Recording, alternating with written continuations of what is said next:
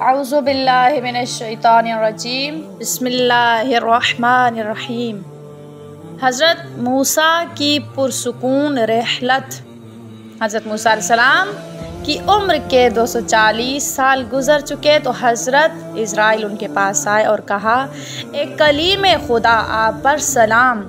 हज़रत मूसा ने उनके सलाम का जवाब दिया और पूछा, आप कौन हैं? इज़राइल ने कहा, मैं फ़रिश्ता मौत हूँ।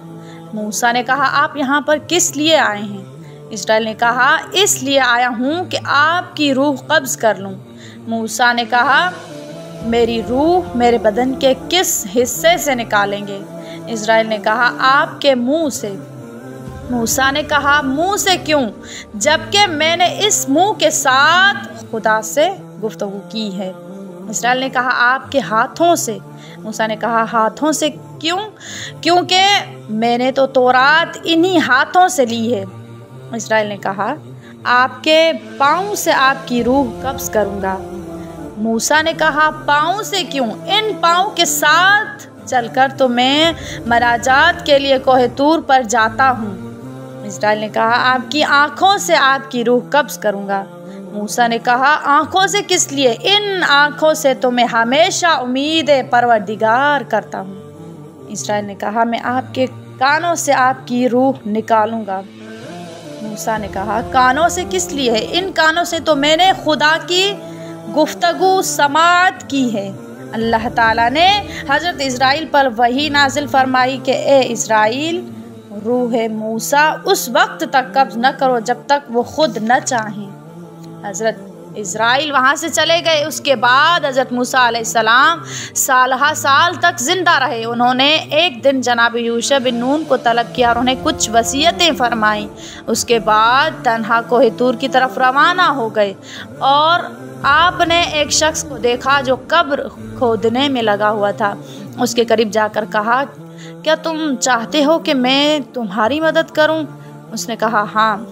जनाबे मूसा ने उसकी मदद की। जब कब्र खोद चुके तो आप कब्र में दाखिल हुए और उसमें इस गरज से लेट गए कि मालूम कर सकें लहद की चौड़ाई लंबाई दुरुस्त है या नहीं।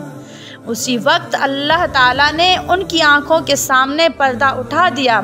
जब मूसा ने बहिश्त में अपना मकाम देखा तो अर्ज़ किया, खुदाया मुझे अपने पास बुला ले। उस वक्त हज़रत जिब्राइल ने उनकी रूह कब्ज़ की और उस कब्र को जनाब मूसा का मकबरा बना दिया। कब्र खोदने वाले वो शख्स हज़रत इज़राइल ही थे।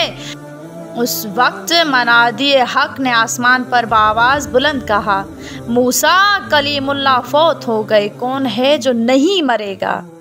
तो अज़ीज़ान मोहतरम, इस वाक़या से हमें ये सबक मिलता है कि चाहे हम कितनी भी ज़िंदगी गुजार लें, लेकिन इंसान की मौत बरहक है, क्योंकि अल्लाह ताला ने अपने नबियों के लिए भी मौत को बरहक करार दिया।